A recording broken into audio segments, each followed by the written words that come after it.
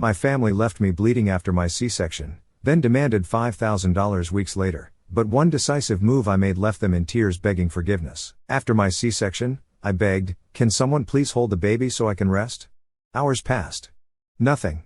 The next morning, my mom posted, "The best family vacation." 6 weeks later, still weak and bleeding, my phone exploded. 88 missed calls and a message from my sister, "We need $5,000 now." I looked down at my son and texted back, "I didn't expect the C-section. I thought I'd push him out like everyone else I knew." But after 17 hours of back-to-back contractions and no dilation, the doctor came in with that calm voice that makes you feel worse somehow and said we had to go to surgery. I didn't argue. I was too exhausted to lift my head. The ER was bright and cold, and everything felt surreal. I remember my arms being strapped down and this pressure like someone standing on my chest. Then I heard a cry. My son's first sound in the world, and I couldn't even move to see him. They brought him to my face for a second, then whisked him away as they stitched me up. When I woke up in the recovery room, everything felt heavy. My arms, my legs, my head. The nurse placed him gently on my chest and said something cheerful I didn't catch. I couldn't focus. I whispered, "Can someone hold him for me just for a little while? I need to sleep." She looked around and said, "I'll go check if your family's here," but I already knew they weren't. Brandon was there, my ex. We'd broken up 3 months ago after everything between us broke down, the stress, the fighting, the distance. But somehow he was the only person in the room with me. He held the baby while I drifted in and out, changed the diapers, watched the monitors like a hawk. I didn't have the strength to talk much, but I remember thinking I never expected it to be him. The next morning, after a night of nurses adjusting IVs and me trying to sit up on my own, I opened my phone. No texts from my mom, no missed calls, nothing from my sister either. I checked Facebook just out of habit. And there was a full family photo, my mom, my sister, and my stepdad on the beach. Matching outfits, sunglasses, drinks in hand. The best family vacation. Posted at 10:03 p.m. the night I was cut open and brought a new life into this world. They knew the date. They knew the hospital. They knew I'd asked them to come, and they left. I didn't cry. I think I was too empty to cry by then. Just stared at the photo until the screen dimmed. Brandon came back into the room with coffee. He sat down, held the baby, and told me to go back to sleep. He never said anything about the photo. I never mentioned it either. The nurses eventually asked me when I'd be discharged and if I had someone to help at home. I said yes. I didn't tell them the truth, that my mother hadn't even called, that my sister didn't even check in, and then 6 weeks passed. I was still weak, still bleeding, barely sleeping, working part-time from home because clients didn't care that I had a newborn and stitches that still hurt. That morning, I left my phone on the table for an hour. When I picked it up, I saw 88 missed calls. Most were from my mom, some from my sister, a few from numbers I didn't recognize. At the top was a message from my sister, "We need $5,000 now. Please." No context, no explanation, just that.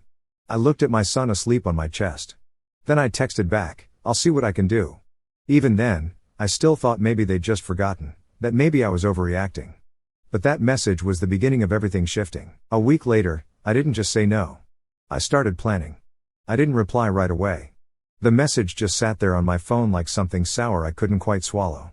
"We need $5,000 now. Please." No explanation, no greeting, just the usual demand coded with just enough urgency to make it sound like an emergency. But they always did this, always framed it like I was the family's safety net. Not because they respected me, but because I was useful. It's not like I hadn't paid before. I paid for my sister's rent once when she got behind. Covered my mom's dental bill. Bought my stepdad a new phone after he dropped his in a lake on a fishing trip. I even helped my mom refinance her car loan when she was drowning in payments. No one ever asked how I was affording all this while pregnant and working full-time. They just assumed I'd figure it out. But that morning, my son was asleep on my chest, wrapped like a burrito in the only onesie that didn't smell like sour milk. I was running on maybe an hour of broken sleep. My incision was still sore. I hadn't showered, and when I saw that message, something in me just clicked off. I texted back, "I can't help right now. Maybe in a week or 2. Things are tight." That was a lie. I had the money, but I'd bled too much, given too much, and they'd taken too much without ever giving anything back. Brandon was in the kitchen washing bottles when I said it out loud. Just one sentence, "They want $5,000. He didn't look surprised, just said, "Of course they do." He hadn't left since the hospital. No drama, no announcement, just stayed. He'd grab groceries, put the baby to sleep, fold the laundry that had been piling up for weeks. We didn't talk about what we were. Maybe we were still broken, but he was there. I'd half expected him to come for a day or two and then go back to his old apartment. But he kept showing up, cooking, helping, being quiet in the way that people are when they're trying to earn back trust without saying it. Meanwhile, the texts from my family kept coming. How's the baby? Any chance you can send it today? Your sister's freaking out. We wouldn't ask if it wasn't serious. They wouldn't ask if it wasn't serious. That line made me laugh. They'd ask me for help over dumb things, spa deposits, concert tickets, credit card debt from buying stuff they didn't need. This wasn't new. They just never had the audacity to ask 6 weeks after abandoning me in a hospital. That week, I stayed quiet, focused on the baby, on healing, on figuring out a rhythm with Brandon in the house. He was better with the baby than I thought he'd be, not perfect, but present. He woke up when I couldn't. He paced the hall with the baby when he cried for no reason. He looked at me differently now, like he actually saw me. I started doing something I hadn't done in years. I let my phone ring and didn't answer until the text changed tone. My mom started sending longer messages. I feel like we've grown apart. It wasn't our intention to miss the birth. We thought you had Brandon. We were going through a lot and we didn't want to bring that stress into the hospital. And then, we love you. Things just got complicated. No apology. No, I'm sorry I wasn't there. Just a vague explanation about how they didn't want to intrude. Funny how they didn't want to intrude at the birth of their grandson, but had no problem blowing up my phone when money was involved. I told Brandon I was going to start saying no, actually saying it. Not just delaying, not dodging, saying it like I meant it. He said, finally. That same night, I opened my phone, scrolled through my sister's messages, and blocked her. The little "you've blocked this contact" message popped up, and I just stared at it. It didn't feel petty. It felt necessary. The next morning, I transferred all my family group chats into an archive folder and muted them. I didn't delete them, not yet, just moved them far enough out of reach that they couldn't haunt me every time I picked up my phone. Then I opened my laptop. I started looking over my finances, making a list of all the extra monthly expenses I was still covering for them without even thinking. Subscriptions in my name, cell phone lines, a car insurance payment I hadn't realized was still coming out of my account. I started writing them down one by one because the week of silence was over, and the revenge wasn't going to be loud. It was going to be methodical. It started small. I canceled the Netflix account that was still linked to my mom's living room TV, then the Hulu, then Spotify. One by one, I didn't say anything, no announcement, no warning, just gone. 2 days later, my sister texted me from a new number. Hey, did the Netflix get hacked or something? It logged us out. I stared at it for a moment, then blocked that number too. She tried again from a different one. Come on, just let me know if I need to reset the password. We're trying to watch something. I didn't reply. Then came the call from my mom. I didn't pick up. She left a voicemail. Hey, sweetheart. Just checking in. Your sister's been really upset. And your stepdad says the insurance bounced. Did your card expire? Let me know. Okay. Love you. The fake sweetness grated on me more than the silence had. I didn't return the call. Brandon was the one who noticed it first. You're quieter now, he said. I just nodded because something was shifting. It wasn't just that I was cutting them off. It was that I was finally starting to understand the role they'd boxed me into my whole life. The responsible one, the fixer, the wallet, and the worst part, they didn't even pretend to love me the way they did my sister. Even as kids, my sister was the center of everything. She failed a test, my mom blamed the teacher. I got straight A's, well, that's expected from you. She threw a tantrum in public, she was just spirited. I voiced a boundary, I was too cold. When I got pregnant, my mom cried for hours, not out of joy, but because this could ruin your career. But when my sister flunked out of college for the second time, they flew her to Miami for a reset weekend. I was done. Brandon saw the list on my laptop one night, a spreadsheet with everything, payments, logins, names. He just said, need help? I handed him the laptop. We started canceling things together. By the end of the week, their cable was disconnected. Their car insurance was switched off. The extra line on my phone plan gone. And that's when the panic started. My mom left voicemails that weren't sweet anymore. Emily, what the hell is going on? Your stepdad just got pulled over and found out the insurance was canceled. Are you serious right now? My sister from yet another number. This is next level petty. Grow up. We need this stuff. It's not even about the money. It's about family. I laughed out loud at that one. Family. Not a single one of them was at the hospital when I gave birth. Not a single call that day. They were on a beach while I was vomiting from anesthesia and holding my baby alone. Family didn't forget the biggest moment of your life just because they needed a break. Brandon came home with groceries one night, saw me deleting another voicemail, and said, "You know, you don't have to listen to any of that anymore, right?" I nodded. But I did listen to some of them, not because I cared what they said, but because I wanted to remember how easy it was for them to turn on me when I stopped being useful. A week later, my mom showed up unannounced. Knocked on the door like nothing was wrong, holding some cheap stuffed animal like it could patch everything. Brandon answered. She tried to push past him. He didn't let her. She asked if I was home. He said yes, but that I didn't want to see her. She called through the door, "Emily, stop being dramatic. We just needed help. We've always been there for you." Brandon turned and looked at me, waiting. I said nothing, and eventually she left. That night, Brandon sat on the edge of the bed rocking our son to sleep. He said, "You know, this could be your life. Just us. No more of their noise." And for the first time in months, I actually let myself believe it. 3 days after my mom showed up at my door like nothing happened, I got a certified letter in the mail. At first, I thought maybe it was some legal notice, maybe something from the hospital or insurance. I opened it, standing over the sink while the baby screamed in the background and Brandon bounced him in the living room. Inside was a typed document, 2 pages, double-spaced, itemized. At the top, it said, "What we've done for you over the years." Oh, I'm not joking. She had listed everything: rent from when I lived at home after college, groceries I ate while living there, a prom dress from 2009, $80 from a camping trip I didn't even remember going on. All of it tallied up to $18,620.34. She even used cents.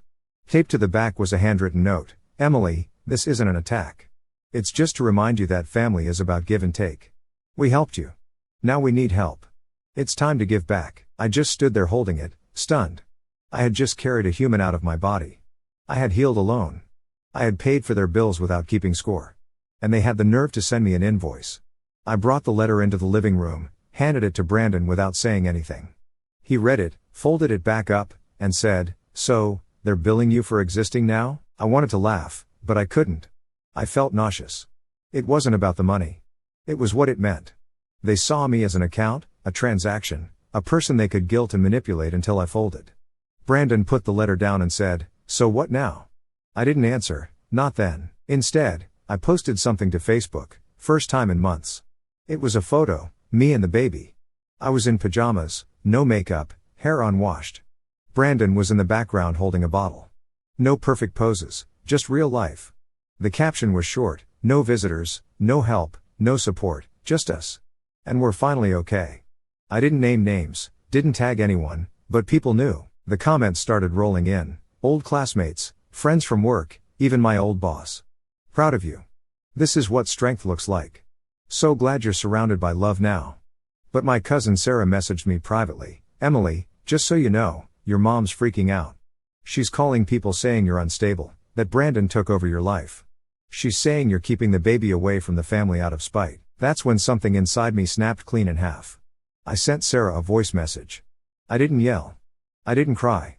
I just explained that they weren't there when I needed them most, that they were drinking cocktails in matching t-shirts while I was getting cut open in an operating room. That they only remembered I existed when they needed thousands of dollars. That they thought of me not as a daughter, not even as a sister, but as a wallet. Sarah's reply came 5 minutes later: "I believe you. I've seen how they treat you. You're not crazy. You're just done playing the part they gave you." And that night, as if the universe wanted to twist the knife a little further, something unexpected happened. Brandon proposed, but not with a ring, not with a speech, not with flowers. We were sitting on the couch. It was 9:30 p.m. The baby had finally gone down after screaming for an hour. I was drinking cold tea I'd reheated 3 times. I was in an old t-shirt with spit up on the collar. He looked over and said, "Let's do this. Let's raise him together. Really do it. Not out of guilt, because we're already doing it. And because I don't want to leave." I didn't cry. I didn't overthink. I just said yes, because he had shown up when no one else did. The next morning, I drafted a response to my mom's invoice. It took me 10 minutes. I sent her a check for $18,620.34 along with a note: "Paid. Now, don't ask me for another thing." And for the first time since I'd given birth, I exhaled. But I knew them. I knew this wasn't the end. They'd come back louder, angrier, more desperate, and I was ready for it. The check cleared within 2 days. I watched it disappear from my account like I was paying off a credit card, not my own mother. Brandon asked me if I regretted sending it. I said no, because I knew what would come next and I wanted it to come. And I didn't have to wait long. 3 days later, my mom called me from a blocked number. I answered out of curiosity, not kindness. She didn't say hello. She said, "So that's it. You're cutting us off now after everything." I didn't respond. She went on, said I was being brainwashed by Brandon, said he was turning me against my own family, said I was emotionally blackmailing them by keeping the baby away. I hung up. A few hours later, my sister called Brandon. I didn't even know she had his number. He let it go to voicemail, then played it on speaker while we sat at the table feeding the baby. "Tell Emily this is pathetic. She's burning bridges. And for what? You think she's going to raise that kid without us? You're not even married. You think this is a real family?" Brandon didn't even flinch. He reached across the table and squeezed my hand. But the message stuck with me, not because it hurt, but because it was exactly what they believed. That nothing in my life was real unless it included them. That Brandon wasn't a real father. That I wasn't a real mother without their approval. I started documenting everything: screenshots, voicemails, messages, every fake apology followed by another demand, every passive-aggressive post from my mom's account. I kept it all, and then I started responding, not to them but to life. I called my phone carrier and removed the extra lines. Called the insurance company and gave them new payment info just for me. Changed passwords, closed joint accounts. Anything with my name attached to theirs, gone. They tried to shame me publicly. My mom posted a long vague rant on Facebook a week later. "It's sad when people you raise turn their back on you, especially when they forget who fed them, clothed them, and picked them up when no one else would." Got a dozen likes. One heart emoji from my aunt. My sister commented exactly. I didn't say a word, but people noticed. Friends messaged me, "Are you okay? Do you want me to report the post?" I said, "No, let them have their little spotlight. Let them scream into the void." Because behind the scenes, everything was falling into place. Brandon had started freelancing again. We were taking turns with the baby and starting to feel like a team. We were exhausted, broke, and figuring it out day by day. But it was ours, all of it. The mess, the love, the silence after a 3 a.m. feeding. One night, I walked past the nursery and saw him asleep on the floor next to the crib, one hand on our son's leg, like he was grounding him to the earth. I stood there and realized I hadn't thought of him as my ex in weeks. He was just Brandon now. I got one final voicemail from my mother after that. Her voice was cold and slow. "This is your last chance. We're family. And if you think you can erase us from your life without consequences, you're wrong." I didn't answer. I didn't save it. I deleted it and blocked her number. And for the first time since the day I gave birth, my phone was silent, peaceful, like the storm had finally passed. Strange how quiet life gets when you stop letting the wrong people into it. There was no big fight, no screaming match, no final confrontation in a driveway, just silence.